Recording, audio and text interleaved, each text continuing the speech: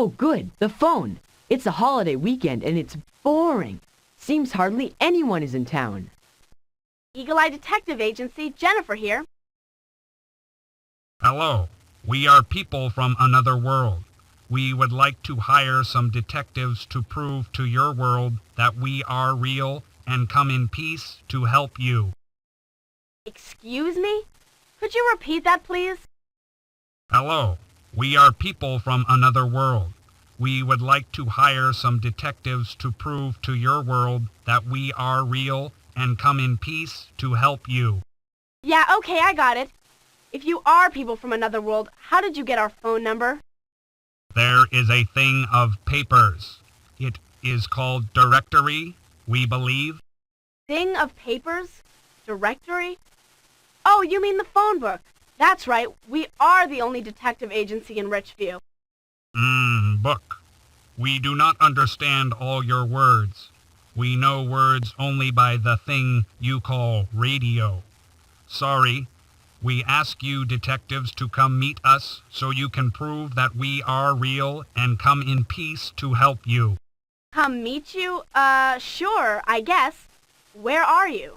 There is a thing of water and land. It is called beach. There is no one here. Thank you for calling. We are signing off now. Goodbye, goodbye. This is the most flabbergasting thing I've ever heard. Come on, let's go to the beach.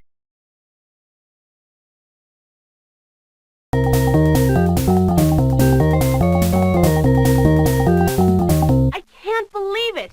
There's an alien spaceship here. Let's approach it carefully and not get too close, just in case. Hello, America, and thank you for tuning in. He, or she, sounds like an old-time radio guy. You call for help. Special news bulletin. We read you loud and clear. We tuned in and heard about the invaders from Mars. We packed our bags and left at once. To the rescue. We took a fast train. I think he's saying they thought we were under attack by invaders from Mars, so they came to help. But he sure speaks a funny kind of English. Hey, Mr. Alien, there are no invaders from Mars. They are in New Jersey? No, they aren't anywhere. They don't exist. What am I doing? I'm trying to convince a space alien that Martians don't exist. Oh, we misunderstood. Sorry. The talk of America is hard. Our thinking machines work day and night. Your speech, we cannot figure it out. Go figure. Sorry. Thinking machines? You mean computers? We do not know that word. We come from far away to stop the war of the worlds. Soon we must sign off, go home, end our broadcast day. First we want to say good morning America, and prove we are real and come in peace. So what do you want us to do? You are detectives. You find out the truth and tell people. You get to the bottom of this. Another mystery solved by Jack Hammer. And now we must go. Tune in tomorrow. Same time, same channel. Wow, if this is a hoax, it's pretty convincing. I think we better go tell people about this.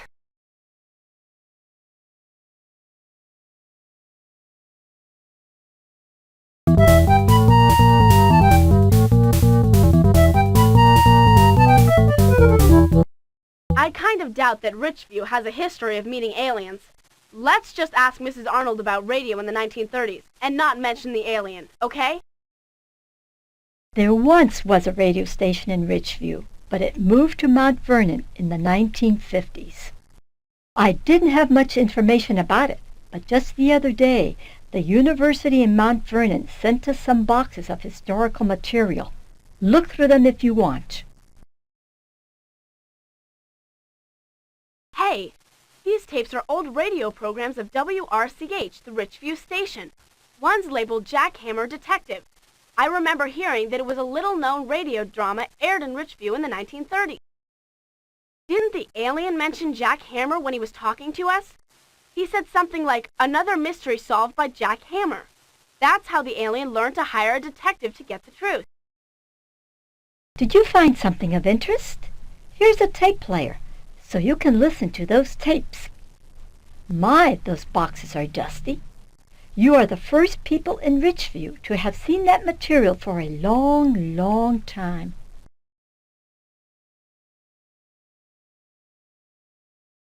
None of these shows mention computers, televisions, or jet airplanes. If the alien did learn English from these broadcasts, that would explain his confusion over those words. And the announcers say special news bulletin and tune in tomorrow and signing off, America, just like the alien did.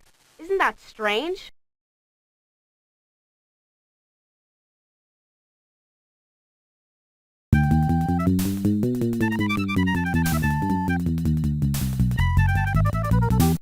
Mr. Star is a collector of UFO stories.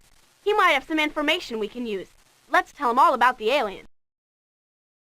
Kids, you've seen an unidentified flying object. This is fabulous news. When the papers carry this story, loads of people will visit our town. My theater will be full every night. It'll make a great story. Aliens come to save us from Martians. It's believable, too. All the facts you told me about the War of the Worlds broadcast are correct, you know. What are the facts about that radio show, Mr. Star? The War of the Worlds was originally a book by that great science fiction visionary H.G. Wells. It was a made-up story of how greedy Martians attacked the Earth and lost. Did our armies beat them? No, the Martians had super scientific weapons and they were winning, but they caught a minor disease like the flu and they all died. Anyway, in 1938, a man named Orson Welles made a radio drama based on the book. He had actors talk like news reporters and lots of sound effects. He made it seem like Martians had actually landed in New Jersey and were going to take over the world. Most people knew it was a made-up drama, but some didn't.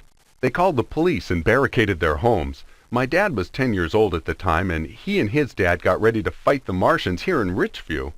Like many humans did, your alien must have thought the broadcast was real. That's why he asked if there were Martians in New Jersey. Wow, Mr. Star. We're glad someone believes that we've seen a real alien. Wait a second, you two. You don't think the alien is real, do you? Listen, I've read a whole bunch of UFO stories just like it. Take it from me.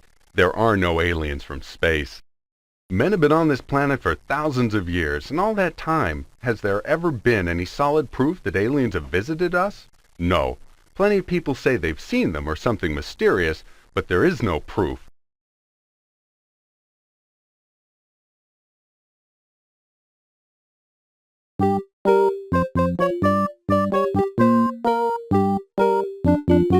Maybe we can get some down-to-earth answers from Mr. Minus, our math teacher.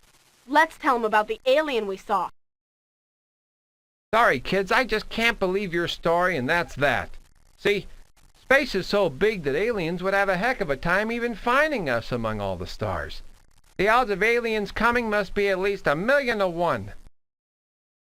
It must be a hoax, and a pretty clever one. You see, it takes our radio broadcasts years and years to travel to other stars.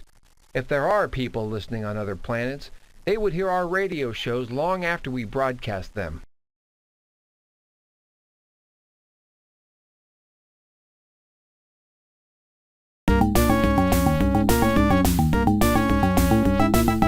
Hey, Jay Lightfoot must be substituting for Mrs. Garcia again. Jake and I love his books. He writes science fiction. Maybe he can help us find out about this bizarre alien. Aliens in Richview?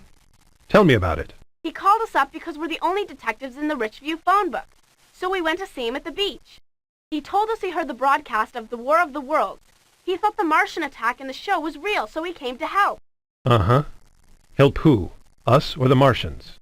Us, of course. He talks really funny because he learned English from the radio shows of the 1930s. He says stuff like signing off when he means going away. Uh-huh. Go on, Jennifer. He has a hard time with English. He says the thing with papers when he meant book. He said his computers were working night and day trying to figure out how to talk in English. Okay, that's far enough. It's a good story, but it's got a plot flaw, see?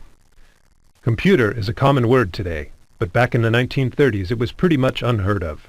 It's hard for us to imagine, but not that long ago Americans didn't have such things as computers and television sets. They became popular well after the 1930s. If he said computer, he's proved that he's a hoax.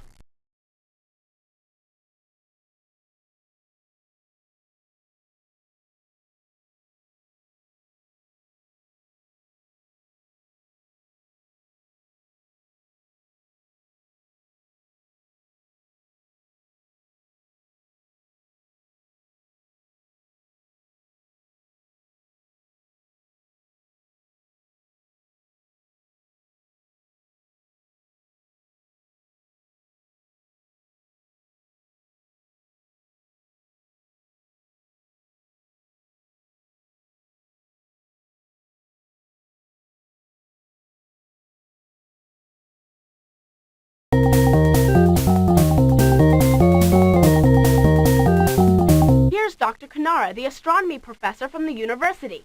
Let's tell her all about the alien we saw.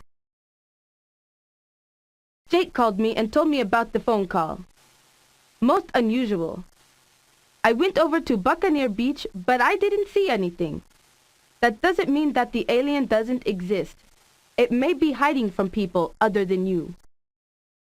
Frankly, Jennifer, my specialty is not alien life forms. As an astronomer, my expertise lies in the study of stars. To date, no one has proven intelligent life exists on any planet other than our own. However, when you consider that there are billions and billions of stars, it seems possible that some star somewhere has a planet with living creatures on it. And maybe those creatures have learned how to travel through space. What kind of form would alien life take? That's anyone's guess. Perhaps they might sound like the creature you heard. Who knows? It's a totally new idea. Almost anything is possible when it comes to aliens from outer space. From what you told me so far, it seems like it would be impossible to prove or disprove whether this alien is real. But if the alien said something untrue, that would be a different story.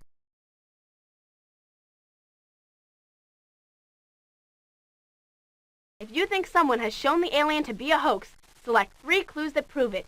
If we can't prove that the alien is a fake, choose 3 clues that show why it might be for real.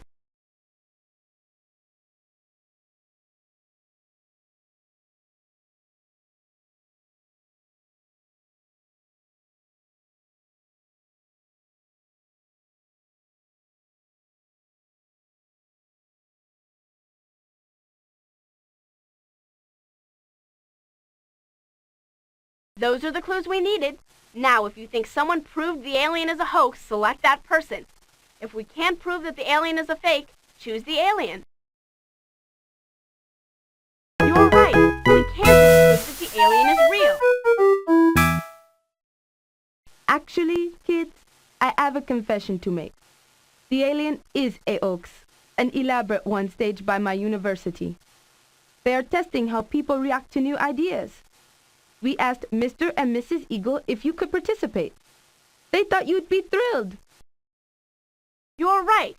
It was pretty cool. I'm disappointed that the alien isn't real, though. He seemed like a neat guy. Let's check the evidence. When we talked with the alien, we learned a few facts about who it might be and why it might have come to Earth. It said it had heard the War of the Worlds radio drama of 1938 and came rushing over to help. But why had it supposedly taken so long to get here? Because, as Mr. Minus said, it takes a long time, even for radio waves, to travel the vast distances between stars. The fact that it was getting here late actually made sense. The alien seemed to talk only in words and phrases from the 1930s radio shows. In fact, it said thinking machine when it meant computer. It also talked about Jack Hammer, Detective, another 1930s radio show broadcast in Richview. And, as Mr. Starr noted, the alien knew all the facts about the famous 1938 War of the Worlds radio broadcast, which sounded like a Martian invasion of New Jersey. It was a mystery that couldn't be proved or disproved, just like Dr. Kanara told us. Many of life's mysteries can't be proved or disproved. The university had carefully planned it that way, to see if we would jump to conclusions. Although many of the grown-ups we talked to did jump to conclusions, we didn't. Improbable as it may seem, based on the evidence, that alien could have been real.